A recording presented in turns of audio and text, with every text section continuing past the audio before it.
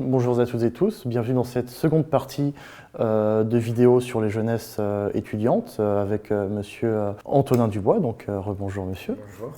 Dans la première partie, nous avons eu l'occasion de parler de toutes des questions de socialisation des groupes étudiants, de ce qu'ils étaient au cours du 19e et 20e siècle. Et donc aujourd'hui, maintenant, nous allons parler de cas de figure dans un ordre chronologique de français et de figures allemandes. Donc on va en parler, expliquer peut-être certaines de leurs actions et voir cela. Du coup, je vous propose de commencer par Henri Béranger. Déjà, qui est-il? Alors Henri Béranger, il est connu pour avoir été pendant très longtemps sénateur de la Guadeloupe, à partir de 1912, même s'il n'y a absolument jamais mis les pieds. Élu dans des conditions troubles d'ailleurs, donc il est resté sénateur jusqu'à 1940 et il fait partie de ces quelques élus qui a refusé de se rendre à Vichy, voter les pleins pouvoirs à Pétain. Il se retire complètement de la vie publique à ce moment-là, il décède en 1952. Il a été quelques fois ministre dans l'entre-deux-guerres également, durant la Première Guerre mondiale, il a été notamment en 1917-18 chargé des questions d'approvisionnement en pétrole. Mais si j'ai travaillé sur Henri Béranger, c'est sur sa vie avant, et donc il est étudiant en lettres. Donc, les facultés des lettres, à l'époque, c'est un peu l'ancêtre très lointain de ce qui serait la fusion ici à Metz des UFR SHS et UFR ALL, donc la philosophie, les lettres, les langues, l'histoire, etc. Donc tout cela ensemble. Il est étudiant au début des années 1890. Il obtient sa licence de lettres, mais il échoue plusieurs fois à l'agrégation, donc pas tous ses succès. Et en 1891, alors qu'il était déjà membre depuis une bonne année, il est élu président de l'Association générale des étudiants de Paris. Et son nom est resté dans les annales de l'association parce qu'il se trouve être le président qui réussit à obtenir la reconnaissance d'utilité publique de la GEP. Alors le processus était en cours, Alors, il faisait déjà partie du cercle des engagés au sein de l'association, mais le processus est déjà en cours, mais c'est sous sa présidence que l'association reçoit cette distinction. Et c'est la première association étudiante en France à recevoir cette reconnaissance d'utilité publique. Quelle place occupe l'engagement d'Henri Béranger au sein de cette Association générale des étudiants de Paris et quelle est la trajectoire politique et intellectuelle qui peut en découler? Alors Henri Béranger, à la fois donc, a eu ce rôle symbolique important, mais après sa présidence, il se détache assez rapidement de la vie estudiantine. Donc je disais, il échoue à l'agrégation de lettres et il devient homme de lettres progressivement. Publie quelques premiers romans, etc. Et là, le deuxième, en tout cas surtout le premier événement qui va un peu chambouler sa vie, c'est l'affaire Dreyfus. Et Henri Béranger s'engage, alors c'est pas un des grands noms du dreyfusisme, mais il n'empêche que par des articles, notamment par différentes mobilisations, il s'engage très ouvertement et très activement en faveur de la cause du capitaine Dreyfus. Ce qui lui permet d'obtenir cette fois-ci une certaine reconnaissance. Alors il était connu dans le petit monde intellectuel et littéraire parisien, on va dire. Lui-même était originaire de l'Eure, donc et en plus d'un milieu pour le coup relativement modeste, sans être pauvre, loin de là. Et il atteint une certaine notoriété dans l'extrême fin des années 1890, ce qui lui permet en 1900 d'être nommé pour organiser le congrès international, le congrès de l'éducation secondaire lors de l'exposition universelle de Paris de 1900.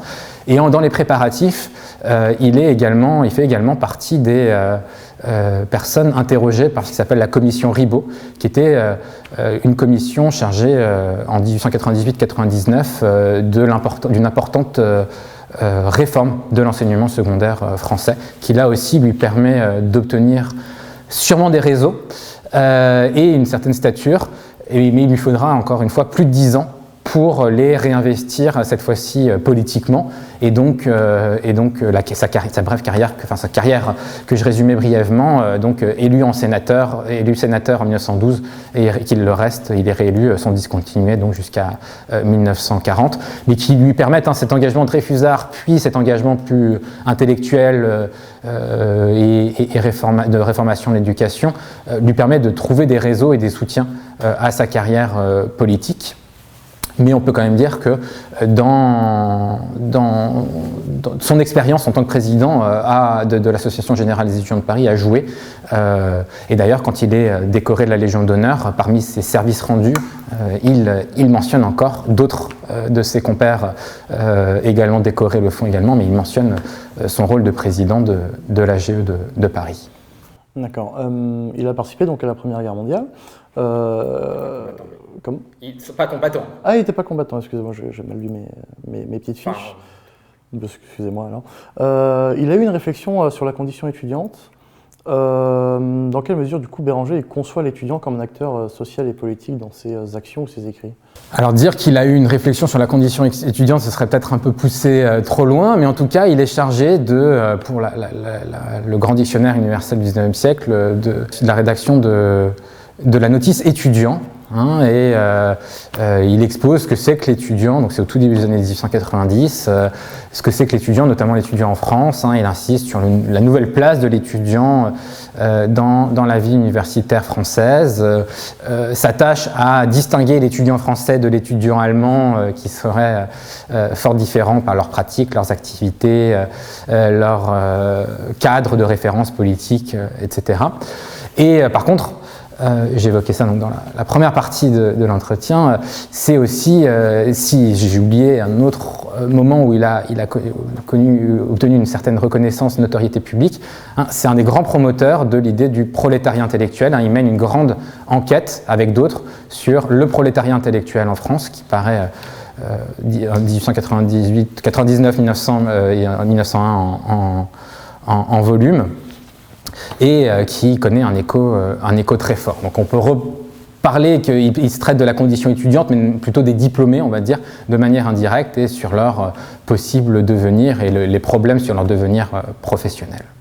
Est-ce que dans son engagement politique, il a défendu ces milieux étudiants en fait, par la suite ? Il s'en est complètement détaché. Il n'a pas été marqué par un engagement. Et dans ses différents portefeuilles ministériels, il n'a absolument jamais eu de lien de près ou de loin avec l'instruction publique ou l'éducation nationale dans l'entre-deux-guerres. Seconde figure française, elle aussi, c'est Charles Noufflard. Oui, Noufflard. Vivant à peu près à la même période. Qu'est-ce qui le différencie et qui est-il par rapport à Henri Béranger ? Alors Charles Noufflard, c'est une figure qui m'a intéressé dans le cadre d'une recherche que j'ai menée avec une collègue, Sarah Legranjac, sur la Ligue coloniale de la jeunesse, qui est une éphémère association. Enfin, on sait qu'elle a été fondée en 1897, on ne sait pas trop quand est-ce qu'elle a officiellement complètement disparu, mais qui a eu un très fort dynamisme pendant quelques années. Et donc Charles Noufflard en a été le premier président. Noufflard, c'est quelqu'un qui vient d'un milieu plutôt bien installé, père qui est propriétaire d'une usine de textile dans l'ouest de la France, voilà, et qui, par cette association, avec d'autres, cherche à promouvoir les perspectives coloniales parmi la jeunesse française. Alors surtout parmi la jeunesse éduquée, mais pas que. Ce n'est pas une association d'étudiants. Les étudiants forment le groupe, au sens large, forment le groupe le plus nombreux parmi les membres, mais il y a aussi beaucoup d'employés, de petits employés notamment. L'idée de fond, c'est que les jeunes gens sont mal informés sur ce que sont véritablement les colonies, et que soit s'en détournent complètement, soit au contraire partent aux colonies, pensant pouvoir faire fortune ou réussir, mais en n'étant absolument pas préparés physiquement, intellectuellement, culturellement, ce que c'est que la vie des colonies, que ce soit la Nouvelle-Calédonie, l'Algérie ou l'Afrique équatoriale. Et donc l'objectif de cette association, c'est de former et de développer un réseau de jeunes favorables à la colonisation, mais surtout prêts à partir faire fructifier les colonies françaises, mais aussi évidemment en tirer bénéfice eux-mêmes. D'accord. Comment la création de cette Ligue coloniale de la jeunesse, donc la LCJ, en 1897, permet-elle ou elle s'inscrit en tout cas dans le contexte idéologique du colonialisme républicain ou en tout cas du parti colonial à l'Assemblée? Alors ils sont très proches de ces milieux colonialistes républicains de l'extrême fin du XIXe siècle. Les membres de la Ligue coloniale de la jeunesse développent notamment une bourse avec le comité duplex pour permettre à un membre de partir dans une colonie française ou étrangère pour découvrir le fonctionnement de la colonie, ou plus exactement découvrir le fonctionnement du domaine dans lequel il souhaite travailler, alors que ce soit l'agriculture, l'industrie. Il y en a beaucoup qui se destinent à l'agriculture dans cette association. Et donc très proche de ces milieux colonialistes, avec des liens aussi politiques, et aussi insérés dans les milieux officiels. Je parlais juste avant avec Béranger de l'exposition universelle de 1900, eh bien, les membres de la LCJ, les dirigeants de cette ligue, par exemple, organisent des visites de la section coloniale de l'exposition universelle de Paris de 1900, avec un certain succès apparemment. Donc ils sont très bien intégrés dans ces milieux-là. Mais est-ce qu'il n'y a pas aussi peut-être un objectif de propagande, ou du moins comme un outil pour favoriser cela, notamment pour engager la jeunesse dans un projet impérial? Et est-ce que ça n'a pas aussi du coup pour but de former des administrateurs coloniaux ou inculquer un certain imaginaire de l'Empire français? Alors c'est évident, la devise de la Ligue coloniale de la jeunesse, c'est propagande, assistance, éducation. Propagande en faveur de l'Empire colonial français, assistance pour aider ceux présents dans les colonies, et éducation pour justement effectivement former aux colonies. Alors ils ne veulent pas eux-mêmes former des administrateurs. À l'époque de la création de la Ligue, l'école coloniale existe déjà. Il y a d'ailleurs un contingent assez important d'élèves de l'école coloniale qui sont membres au tout début de la Ligue. On sait grâce aux archives qu'il y avait une association des élèves et anciens élèves de l'école coloniale qui n'a peut-être pas aussi bien fonctionné que certains l'espéraient, et donc quelques élèves de l'école coloniale se sont reportés vers cette Ligue à ses débuts. Mais on trouve des profils tout à fait différents, je disais donc des étudiants au sens large, avec également parmi les plus nombreux, on en trouve, je disais beaucoup vers l'agriculture, eh bien il y a une section à l'école nationale d'agriculture de Grignon, donc dans la grande banlieue parisienne à l'ouest de Paris, qui sont très nombreux et très actifs, à tel point qu'au sein de la Ligue, peu après, soit créée une fédération des étudiants en agriculture et autres domaines liés aux ressources naturelles, qui se dirigent, qui espèrent se diriger vers les colonies.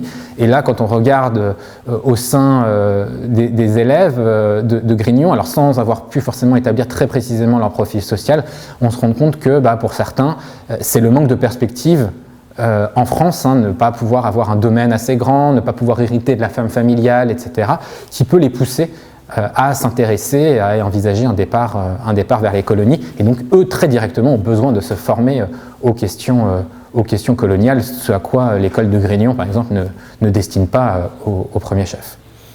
Est-ce que du coup, on peut relier son engagement pour les jeunesses agricoles à une vision de la colonisation comme une mission civilisatrice et économique?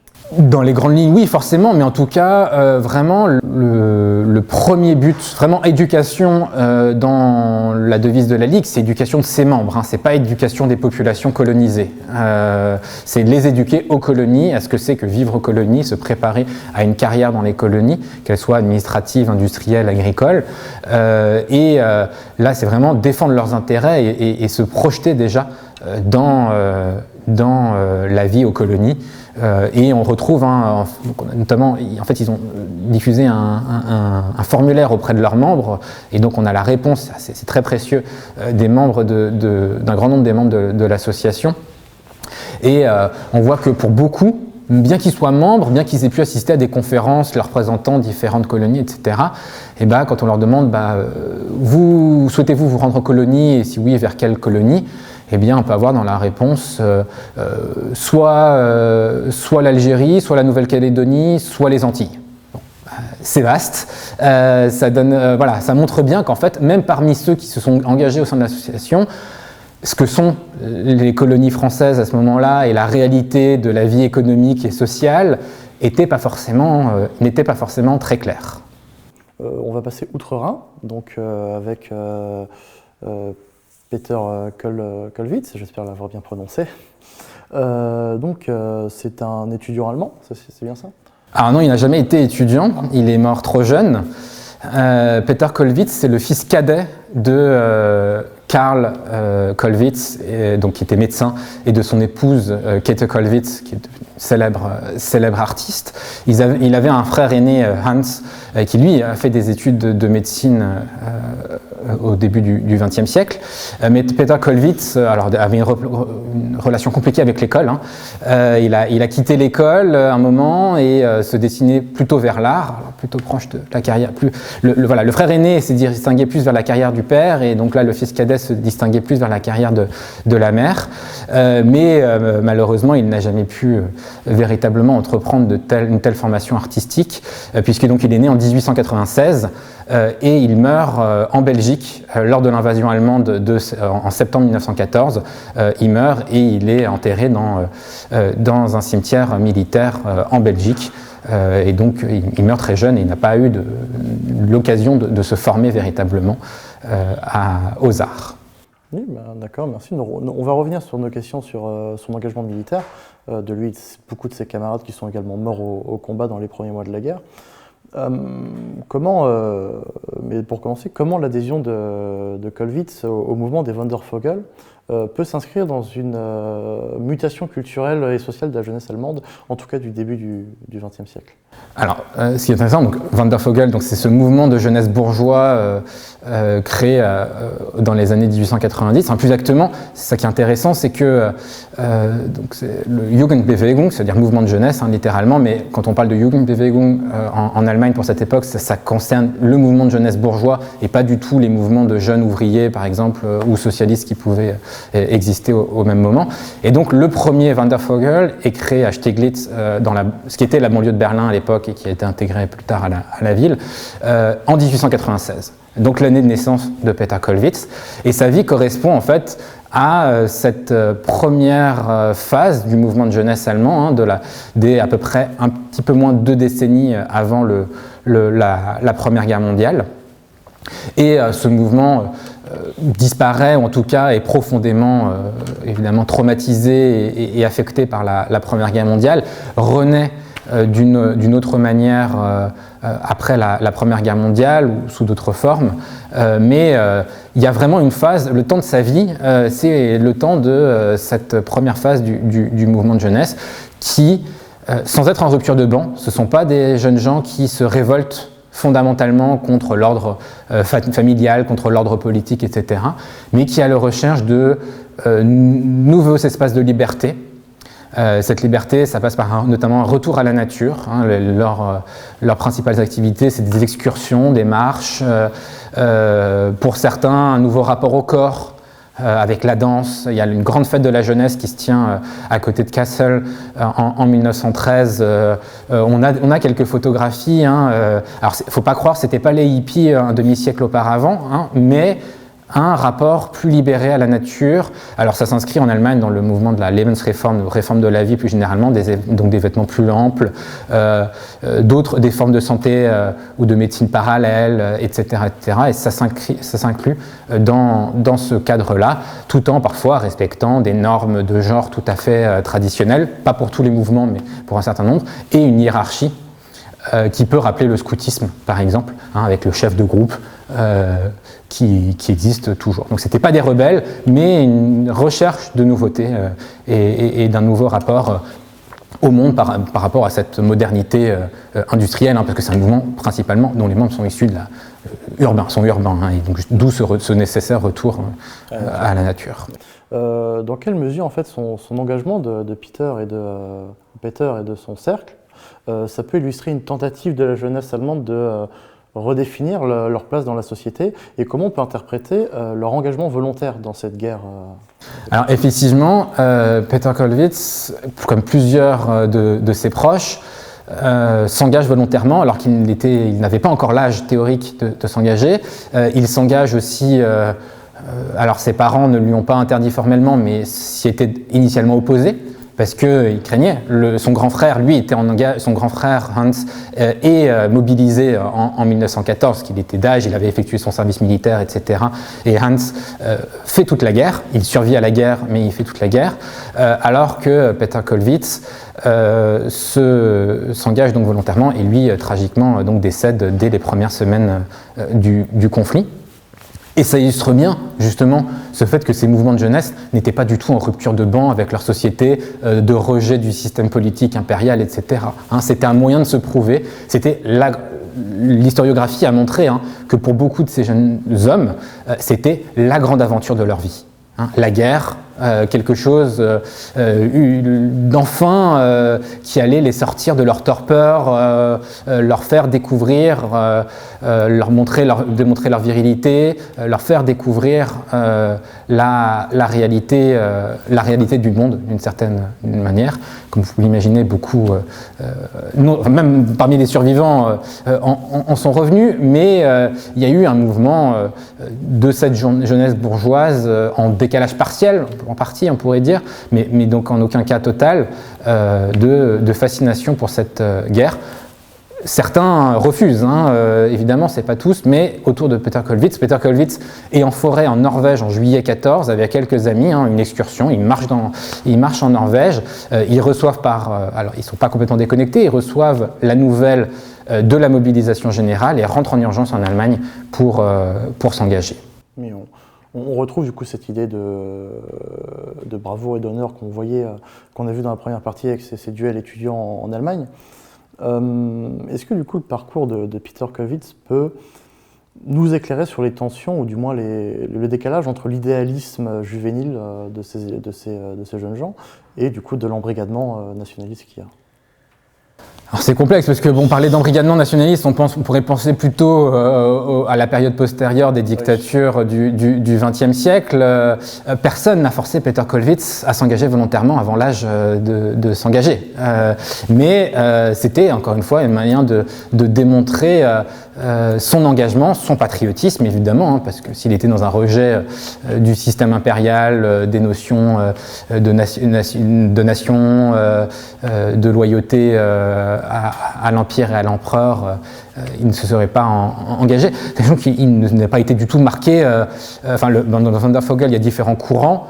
Un courant effectivement marqué plus nationaliste, dont ne faisait pas partie Peter Kollwitz. Il n'a pas été socialisé. Ses parents, son père est même plutôt marqué à gauche dès ces années-là. Il n'a pas grandi dans un environnement particulièrement nationaliste. Et pourtant, il éprouve ce besoin, peut-être par imitation du grand frère aussi. Le problème pour étudier la vie de Peter Kollwitz, c'est qu'on n'a pas tous ses lettres. Les lettres de son grand frère ont été éditées, mais on a très peu de choses venant de lui de cette période. Aussi parce que justement toute cette discussion qu'il a avec ses parents, c'est faite, on le sait, c'est faite oralement. Il est repassé par Berlin où vit sa famille avant pour s'engager, et donc les motivations qu'il a pu exposer à ses parents, on les retrouve en partie grâce au journal très très partiel de sa mère, ou sinon par ses souvenirs, mais on n'a pas de quoi les saisir complètement.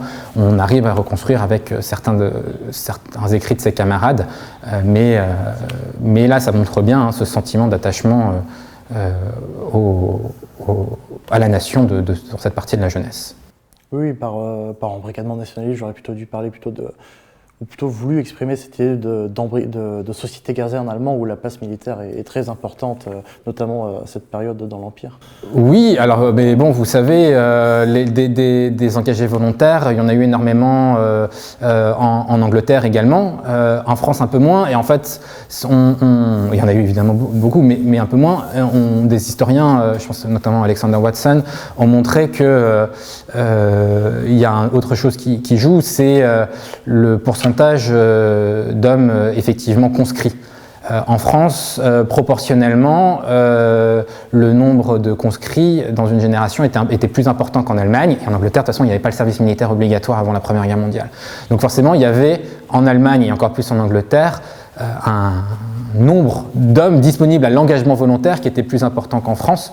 Donc il faut remettre ça aussi dans ce contexte-là, par exemple, parmi bien d'autres facteurs qui expliquent cette disponibilité durant l'été 14. D'accord. Nous aurons fini, je pense, pour Peter Kollwitz. Maintenant, on peut parler de la seule femme, du coup, des cas de figure, connue sous le nom de Greta Kurkopf, mais de son nom original, du coup, Margareta Lorke. Qui est cette femme ? Alors Margareta Lorke, donc c'est son nom de naissance, effectivement. Greta, c'est le diminutif de Margareta, mais elle écrivait souvent Greta, et elle devient Kuckhoff en 1937 quand elle épouse le dramaturge Adam Kuckhoff. Donc elle est née en 1902 à Francfort-sur-l'Oder, donc à l'actuelle ville qui est à l'actuelle frontière avec la Pologne, mais qui à l'époque, donc c'est dans le Brandebourg, et ce qui est situé à l'est faisait partie de l'Empire allemand à l'époque. Elle vient d'une famille relativement modeste, très modeste, mère au foyer, père fabricant d'instruments de musique, mais pas artisan, il travaille dans une usine, fabrique, et qui font partie de la petite minorité catholique du Brandebourg, enfin de Francfort, qui est une région ultra majoritairement protestante. Elle arrive à une première ascension sociale en poursuivant un petit peu à l'école et en se formant au séminaire d'institutrice, donc l'équivalent des écoles normales d'institutrices en France de l'époque. Et elle obtient, un petit peu laborieusement, mais elle obtient en 1924 son diplôme pour enseigner dans les écoles moyennes de jeunes filles. Mais là, elle prend une première décision qui est de ne pas entrer dans la carrière enseignante, mais elle se met à étudier l'économie, d'abord à l'université de Berlin, donc à partir du printemps 1924, et dans un nouveau diplôme qui vient d'être créé, un diplôme en 3 ans, qu'on dirait professionnalisant aujourd'hui, mais s'il n'y avait pas de stage. Et elle fait donc 3 ans d'études à Berlin avec un semestre à Würzburg en Bavière au milieu. Et là, de nouveau, elle décide de ne pas se lancer professionnellement, alors que son diplôme aurait pu lui permettre travailler dans l'expertise économique, par exemple, ou travailler pour des entreprises. Elle découvre aussi, durant ses études, les sciences sociales. Et surtout, elle se lie d'amitié à Berlin avec une jeune américaine qui s'appelle Winifred Kittredge. Après des vacances communes en Toscane, Winifred Kittredge la fait venir aux États-Unis, et là elle se forme à la sociologie à Madison dans le Wisconsin, dans le Midwest, pendant 2 ans, donc en 1927 et 1929, notamment auprès de Edward Ross, qui était l'une des plus grandes figures de la sociologie américaine de la première moitié du XXe siècle. D'accord, du coup vous venez de nous faire le portrait de Greta Kurkopf. Donc comme on l'a vu, elle a beaucoup voyagé, voilà, elle a été aux États-Unis notamment. Comment son itinéraire universitaire, vu qu'elle a beaucoup étudié, entre Berlin, Würzburg, le Wisconsin, reflète une formation intellectuelle transnationale? Alors comme je l'évoquais dans la première partie, à partir de la fin du XIXe siècle, les mobilités d'études à l'échelle d'abord européenne et puis de plus en plus internationale se développent et sont riches dans cette période d'avant la Première Guerre mondiale et reprennent durant l'entre-deux-guerres avec une multiplication des lieux de départ et d'arrivée. Et effectivement, Margareta Lorke a été formée d'abord spécifiquement en Allemagne, à l'économie et en partie aux sciences sociales allemandes, mais qui s'intéresse également aux méthodes sociologiques. Pour parler de ce qu'elle a étudié, états-uniennes, ça reste limitée, mais c'est une des raisons qui la motive, même si la première raison de son départ, c'est plutôt par amitié et pour découvrir autre chose. Elle ne se destinait pas forcément à devenir sociologue au départ. Donc, elle acquiert un ensemble de méthodes sociologiques, statistiques, lors de sa formation aux États-Unis, qui étaient très peu développées en Allemagne à l'époque, où dans les années 1920, la sociologie empirique existait, mais c'est une sociologie beaucoup plus théorique qui prévalait. Et pour elle, après 2 ans, après son retour, pendant les 2 années qui suivent son retour des États-Unis, parce qu'elle a obtenu un visa de 2 ans, on est dans une période où les États-Unis restreignent l'immigration, donc elle ne peut pas rester. Elle a des petits boulots, mais une situation un petit peu précaire, jusqu'à ce qu'à l'université de Francfort-sur-le-Main, un sociologue qui est devenu un nom important de la sociologie allemande, Karl Mannheim, recherche quelqu'un pour travailler sur les méthodes sociologiques états-uniennes et leur possible importation et application en Allemagne.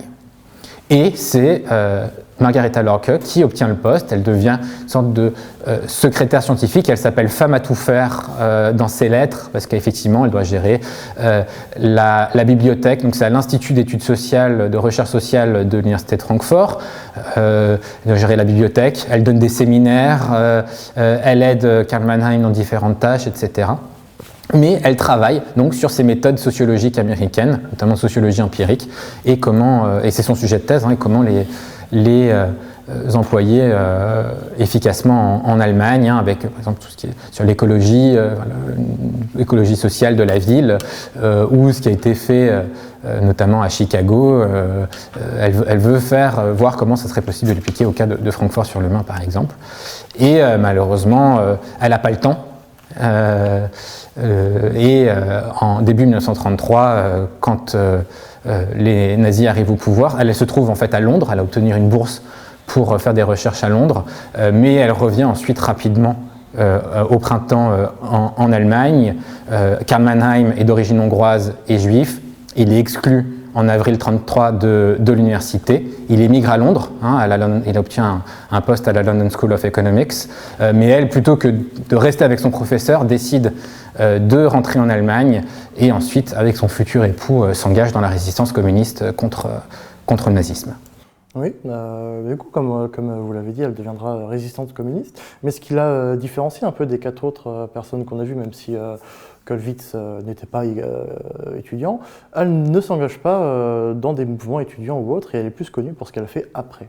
Alors effectivement, durant ses études à Berlin et bref à Würzburg, comme ensuite lorsqu'elle est à Francfort ou quand elle est à Madison, elle ne fait pas partie d'associations marquées, qu'elles soient généralistes ou encore moins politiques. Elle avait le droit de vote, puisque les femmes allemandes obtiennent le droit de vote en 1918. Elle devient majeure à la fin de l'année. Elle est née en décembre, à la fin de l'année 1923. Mais son positionnement politique sous la République de Weimar n'est pas très clair. Alors elle semble, d'après ce qu'on peut voir dans ses quelques lettres conservées de l'époque ou dans son autobiographie, mais une autobiographie rédigée dans un contexte très particulier, penchée plutôt à gauche, mais elle dit par exemple que les étudiants communistes, notamment à Francfort au début des années 30, là où il commence à avoir quand même des tensions politiques extrêmement fortes, l'Institut de recherche sociale où elle travaille est un bastion plutôt marxiste. En tout cas, une tradition intellectuelle marxiste commence à l'être. Dès le début 1933, la Gestapo investit les lieux, détruit beaucoup de documents qui se trouvaient encore sur place. Mais elle n'est pas engagée au sein du Parti communiste allemand, en Allemagne par exemple, encore à l'époque. Alors elle dit qu'elle a réussi à faire voter son père pour le Parti communiste, ou en tout cas que son père finalement a voté pour le Parti communiste, alors que catholique, membre d'un syndicat catholique, il avait voté pour le Parti catholique toute sa vie. Et c'est ce qu'elle dit dans son autobiographie, difficilement vérifiable. Mais ce qui est sûr, c'est que sa rencontre quelques années auparavant avec Adam Cookhoff, donc ce dramaturge, lui communiste, puis avec d'autres personnes, hein, la conduisent au cours des années 30 à s'engager donc, dans la résistance au nazisme et donc dans un groupe qui a été appelé en fait par la Gestapo l'Orchestre Rouge, la Rote Kapelle, mais qui en fait avait le nom de Harnack Schulze-Beusen, donc du nom de Arvid Harnack et Mildred Fisch, son épouse, et de Haro Schulze-Beusen. Et tout ce groupe, ou presque, a été arrêté en juillet 1942, et la quasi-totalité ont été exécutés au plus tard, un an plus tard, hein, dont Adam Cookhoff, tandis que la peine de Margaretha Lorker, et donc déjà de Greta Cookhoff, a été commuée en 10 ans de prison, notamment parce qu'ils avaient un enfant, ils avaient un jeune fils, et donc le fils est placé et elle est emprisonnée, puis elle est libérée par l'armée rouge en mai 1945 et s'engage très rapidement en faveur du parti et puis du régime de la République démocratique allemande. Et là, on sort du cadre de sa jeunesse, mais s'ouvre une nouvelle carrière, une nouvelle vie pour elle, loin de la sociologie, loin des universités, mais qui connaîtra un certain succès et qui l'amène, pour peut-être conclure, a rédigé donc cette autobiographie qui paraît en 1972 pour la première fois donc à Berlin-Est et qui connaît un très grand succès, plusieurs éditions, plusieurs traductions dans des langues du bloc de l'Est et qui lui assure une certaine reconnaissance, même au-delà du mur, hein, où son livre est connu et discuté à l'époque, où elle revient principalement, donc d'abord sur sa jeunesse justement, puis principalement sur les années de 1933 à 1945. D'accord, merci beaucoup. RDA, où elle aura un rôle notamment pour les femmes. Mais, entre autres, et où elle rejoue son expérience sa formation en économie, puisqu'elle est première présidente de ce qui préfigure la Deutsche Notenbank, qui était la banque centrale de RDA. Merci beaucoup, Monsieur Dubois, d'avoir répondu à nos questions. Concernant vos travaux, il me semble du coup que bientôt vous aurez un article sur Charles Nouflard que vous avez coécrit sortira bientôt. Sur la Ligue coloniale de la jeunesse, effectivement. La Ligue coloniale de la jeunesse. Donc merci pour ce petit avant-goût, si je puis me permettre.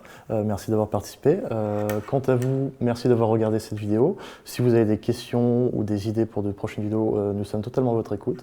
Nous espérons que ce projet vous aura plu. Merci et bonne journée.